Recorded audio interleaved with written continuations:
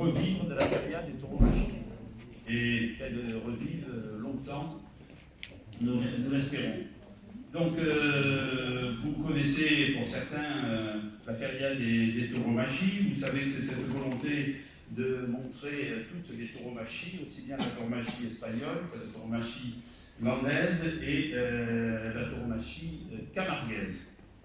Donc, je ne reviendrai pas sur ces 3 séquences, puisque ces 3 jours, chaque journée étant consacrée à une tauromachie, et les uns après les autres, nous allons vous dire quelques mots sur chacune de ces journées.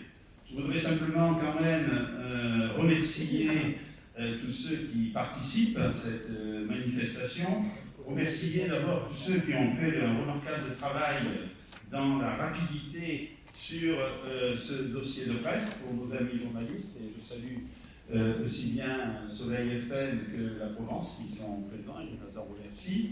Donc c'est bien sûr notre responsable de la communication, Emmanuel, qui je crois est parmi nous, si je ne m'abuse, et ben voilà, qui prend des photos, et aussi bien sûr Claude Sanchez qui a activement participé à cette réalisation. Je voudrais aussi remercier et féliciter bien sûr les présidents, aussi bien Robert Tedesca qui s'occupe particulièrement donc, de l'association Elgal qui va gérer toute la journée liée à la corrida, qui va revenir sur le déroulement de cette journée. Excusez notre ami Christian Ballard qui est covidé et donc resté chez lui et n'a pas pu venir aujourd'hui. Et remercier aussi, bien sûr, Elisabeth, adjointe en charge des traditions et de la culture au sein de la municipalité, et qui, bien sûr, a fourni tout au long de l'année un travail lourd sur ce mandat qui est un travail effectivement autour de nos traditions. Et c'est l'occasion de vous dire et de répéter et de vous informer aussi de la journée de samedi, après-demain, qui se passe à la Churrascaria. Donc, cette journée qui va être consacrée au regroupement de tous ceux qui, en Occitanie, dans les Rouges-du-Rhône, dans le Gard, dans l'Hérault, et quelques-uns dans le Vaucluse encore, gèrent et s'occupent de bouvines, de chevaux, et qui vont venir pour défendre ces traditions sur une journée, et avec la presse, avec effectivement énormément de monde. Donc, tous ceux qui peuvent y venir, ça commence à 9h du matin avec une abrivade longue à la Churrascaria, et ça dure toute la journée. Et c'est l'occasion aussi de rappeler que nous avons, avec une association dont je suis vice-président, dans Florent Loupi et le président, nous sommes en train de monter le dossier de présentation à l'UNESCO du patrimoine immatériel qui tourne autour de la bouvine, c'est-à-dire les chevaux, c'est-à-dire les taureaux, mais c'est aussi toutes les traditions qui tournent autour de la bouvine, le costume, les danses, la littérature, tout ce qui fait qu'il y a dans ce territoire une tradition liée à la bouvine. C'est un dossier qui prend énormément de temps. Nous sommes associés avec 2 régions européennes dans cette présentation et nous espérons ainsi pouvoir faire classer à l'UNESCO le monde de la bouvine, ce qui veut dire aussi, et c'est une des raisons fondamentales qui nous a fait partir sur ce dossier, c'est de faire classer la course camarguaise, qu'elle ne soit plus jamais remise en cause comme elle l'a été déjà par le passé. Voilà, donc je vais laisser maintenant la parole à Robert qui va vous présenter la première journée.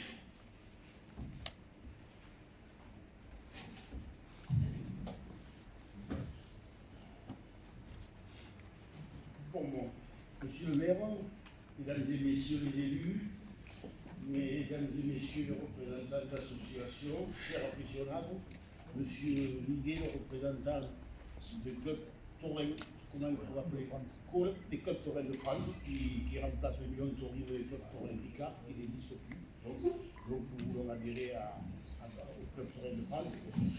Donc je vais vous présenter donc on aura l'honneur d'ouvrir les festivités de la Fiesta Campera de la feria, pardon, qui va commencer par la Fiesta Campera. Tout à l'heure, Jean, tu parlais de corrida. Il faut bien dire que ce jour-là, c'est la tauromachie espagnole. Hein. C'est la tauromachie espagnole, la corrida, c'est autre chose, il faut le faire à la ville de Lumière, dans des grandes arènes et tout. Bon, on pourrait le faire chez nous, mais c'est autre chose. Donc cette journée commencera le dimanche, pas le dimanche, le jeudi matin, le jour de la station, avec l'école autorise d'armes qui présentera, qui est une KPA avec les jeunes élèves de l'école autorise. Et puis l'après-midi, eh bien, le coup du spectacle, notre Fiesta Camper avec, comme vous pouvez le voir, avec un cartel qui est quand même de qualité. Nous avons dans ce cartel 4 maestros et une ouvrière qui est sur le bon chemin, pour lui aussi devenir un jour maître. C'est ça, je te remercie d'être venu là. Et c'est pour nous un grand plaisir que tu fasses partie de notre cartel, tu fais partie de la région, tu as déjà évolué dans nos arènes et c'est très bien. Mais cette journée donc, sera particulière parce qu'on peut dire que ce sera une fiesta campera un peu particulière puisqu'elle sera flamenca. Pourquoi elle sera flamenca? Parce qu'il n'y aura pas de peña qui jouera, uniquement ce sera un groupe de guitaristes qui animeront la feria pendant toute la fiesta campera, qui animeront donc toute la journée. Ça, c'est Patito qui a trouvé ce groupe de guitaristes, et c'est quelque chose qui va un peu renouveler. Autre chose aussi, et là, je peux aussi ajouter avec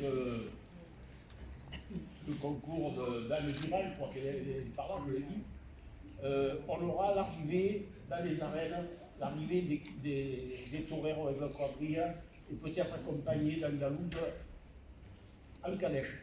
Donc les toreros partiront d'ici en calèche pour un tour dans le village. Ils arriveront en calèche dans les arènes. Donc c'est un plus, voilà, c'est un plus qu'on fait cette année.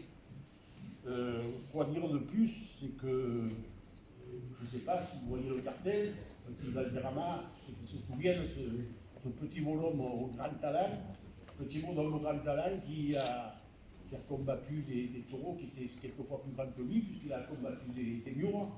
Et maintenant, si vous voulez bien, on va vous montrer les toreros. Monsieur. Bonsoir à tous. Alors donc notre cartel donc le torero Domingo Valderrama, pour ceux qui le connaissent, c'est un petit bonhomme assez particulier, vous allez voir. Donc il est né le 18 février 1971, c'était un Sévillan, il a 51 ans, il a fait ses débuts avec Picador à Grenade en 88. Donc il n'est pas grand, il doit mesurer 1m75.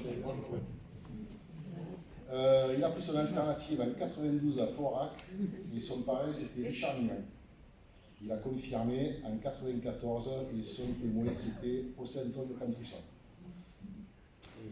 Alors le deuxième torero, c'est un torero mexicain, Ernesto Prafier El Calita. Il est né en 90 à Mexico, il a 32 ans. Il a pris son alternative à la monumentale en 2009 à Mexico donc, et son parrain Manolo Mejia. Ensuite, nous avons notre franco-mexicain Michelito Lagravero, qui est né lui en 97 à Mérida au Mexique, il a 25 ans. Il a fait sa présentation nationale en 2008 pour une KP, il avait 11 ans à l'époque. Il a pris son alternative en 2012 à Mérida au Mexique. Son témoin c'était Sébastien Castella et il devient ce jour-là le plus jeune matador de tous les temps. Il a confirmé à Mexico en 2013. Donc André Lagravera Delgado, le frère, qui est né en 99 à Mérida également, il a 23 ans. Il a fait ses débuts en picador en 2017 à Vergès. Son alternative en 2019 à Mérida avec comme parrain Enrique Ponce. Il confirme en 94 à peine un mois plus tard, un mois et demi plus tard. Ce témoin, c'était Sébastien Castéa. Il faut dire qu'il sort d'une grave blessure, il s'est fait, il a pris 2 gros coups de corne, un thorax et un fémoral, et il s'entraîne déjà. Il est déjà sur les donc il va revenir en pleine forme. Et puis le dernier, notre local de l'étape, on va dire, c'est Tristan. Alors il est né le 26 novembre 2001, donc il a donc 21 ans. Pas encore. Donc il a fait ses débuts à l'école taurine en 2012, si je ne me trompe pas. Première capée à Mauriès en 2013. Et puis ça c'est pas monté, sa première capée à Nabil de Lumière, il a fait à Saint-Étienne-du-Grèce en 2015. Première mondiale à Saint-Picador en 2018 et ses débuts avec Picador en 2019. Voilà. Merci.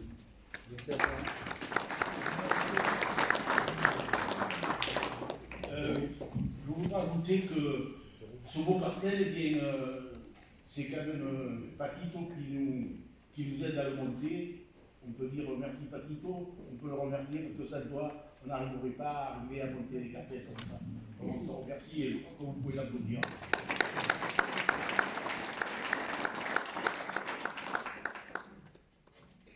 Voilà, donc on va passer à la deuxième journée, c'est le vendredi.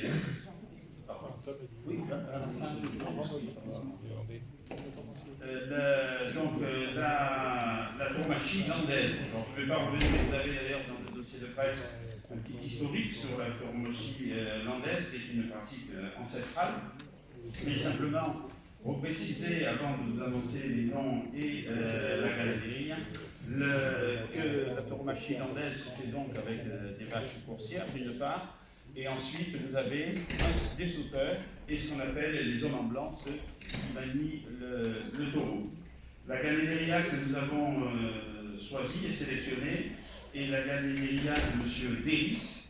Et je rappelle que dans la tauromachie landaise, la ganaderia, c'est non seulement des taureaux, mais c'est aussi un ensemble d'hommes qui appartiennent à la ganaderia. C'est la particularité de cette forme de tauromachie.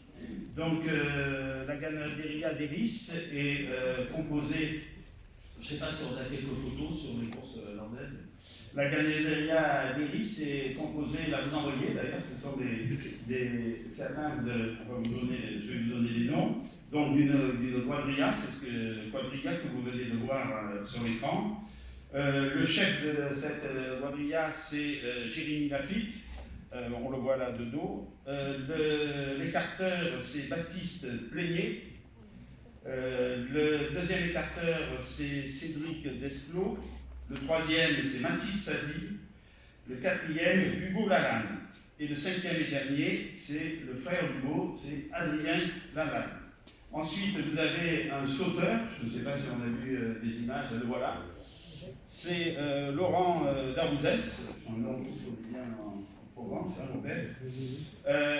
l'entraîneur de cette quadrille, c'est David de Loupian, assisté d'Adrien Gilles. Et après, il y a un personnage central dans toute l'histoire, c'est Gilles Berguéry, c'est le cordier. Le cordier, c'est celui qui, vous voyez d'ailleurs la corde, il est au bout de cette corde, et c'est celui qui a des moments de la sortie du taureau et de l'action des toreros va retenir ou lâcher le taureau. Voilà donc l'essentiel sur cette journée. Avant de passer à la course camarguaise, je vais laisser la parole à Frédéric Niguet qui va nous dire quelques mots. Bonsoir messieurs, dames. Donc, je suis Frédéric Niguet, je suis le secrétaire adjoint de l'Union des clubs taurins de France qui regroupe les 3 tauromachie, d'où mon intérêt à être là ce soir parmi vous. La landaise, la corrida et bien évidemment la camarguaise. Alors je suis davantage branché camarguaise.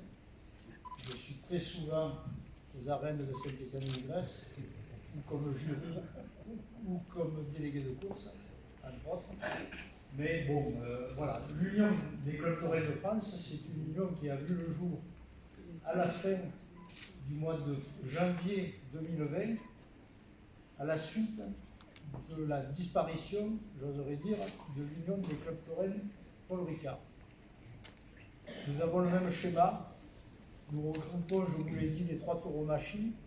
Nous naviguons du sud-ouest au sud-est. Nous sommes 18 administrateurs, tous bénévoles, et nous regroupons à ce jour 220 associations pour 12 000 adhérents. Nous avons une réunion demain soir à Fontvieille pour recevoir les associations adhérentes du secteur Provence, même les non-adhérentes. Nous allons présenter notre bilan de 2021 et nous aurons la même réunion dimanche matin à Lunel pour la région Occitanie.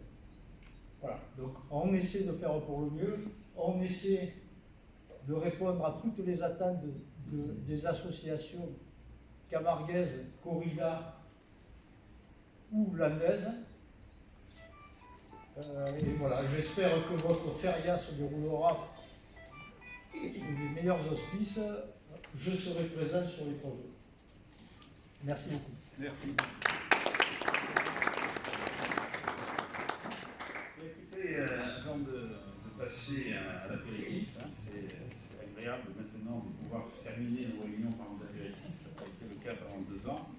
Je voudrais simplement remercier tous nos partenaires. D'une part, Soleil FM, qui est présent dans la salle et qui, je sais, va faire quelques interviews pour la radio. L'association Gresouillaise, bien sûr, Culture, Fête et Tradition. La Pena et Gallo, hein, qui est aussi notre partenaire, l'école taurine d'Arles, la Fédération française de course landaise, la Fédération française de course camarguaise, le conseil départemental et le conseil régional Provence-Alpes-Côte d'Azur, le conseil départemental des Bouches-du-Rhône, et bien sûr le partenaire local, la commune de Saint-Étienne-du-Grèce. Et je redis tous les remerciements aux associations que préside Christian Ballard, que préside Robert Deltesta, pour l'aide qu'il nous est apportée dans la réalisation de cette manifestation. Voilà, merci de votre attention. Je crois qu'on a... Non, on n'a pas dit la camarguaise, c'est exact. On va donc maintenant vous dire quelques mots sur la cause camarguaise et après on se retrouvera autour du coup de l'amitié.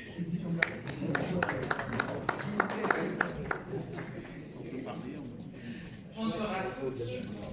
Merci de l'idée d'être venu chez nous. Merci M. le maire et Robert. Merci à la presse d'être présente.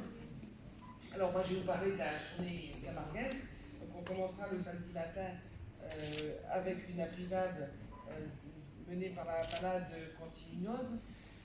L'après-midi on aura une première partie avec une initiation à la course camarguaise pour les enfants.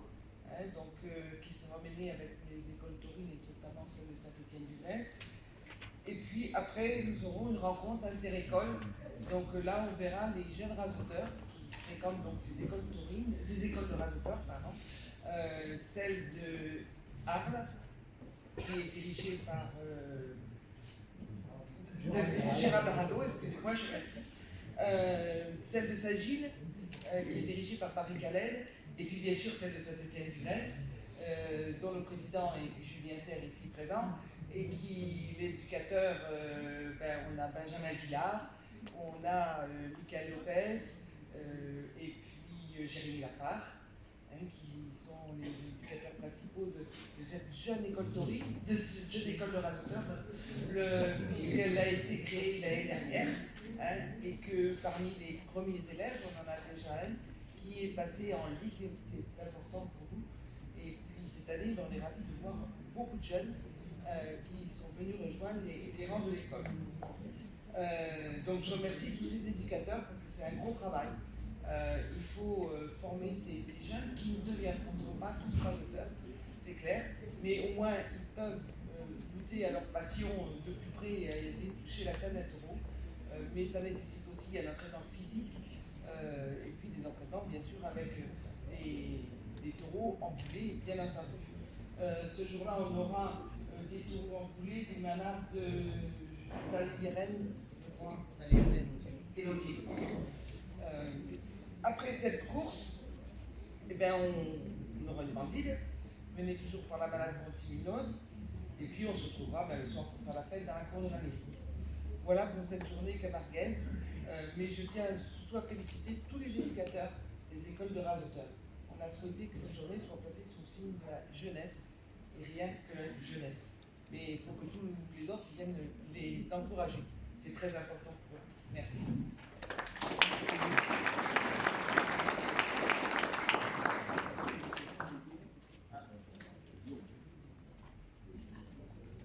Alors, excusez-moi, j'ai oublié de citer le détail de la galerie à Barcelone, justement. Et donc, cette année, on a la chance disons que le Covid n'est pas derrière nous, malheureusement, mais on a la chance de pouvoir organiser des manifestations, chose que depuis 2 ans on ne pouvait pas faire. Et c'est vrai que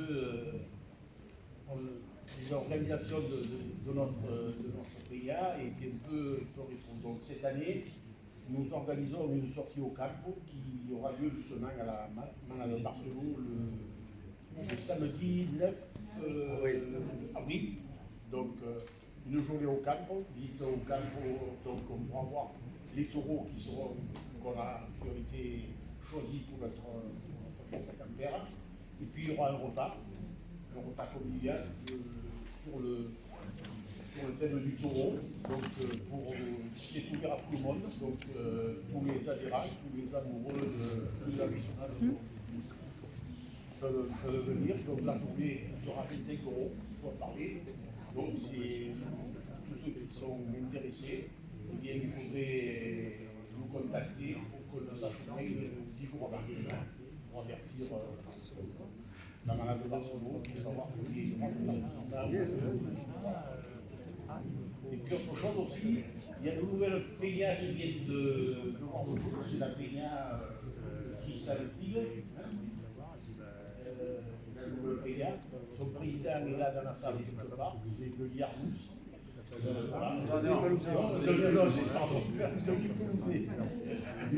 C'est la trompette. Voilà, donc si vous voulez vous rapprocher de lui, à savoir un peu plus, vous pouvez le faire. Bon, écoutez, on va voir le pause d'amitié. Je voudrais simplement, avant, parce que je viens de le voir, Benjamin Villard, que vous connaissez tous, tous ceux qui s'intéressent, qui se sont intéressés au taureau, qui est donc le responsable de cette école taurine, avec bien sûr Julien, Maxime Carrara, qui en est le président.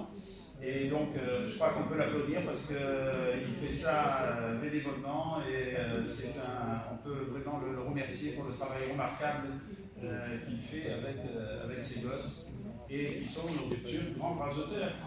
Voilà, merci.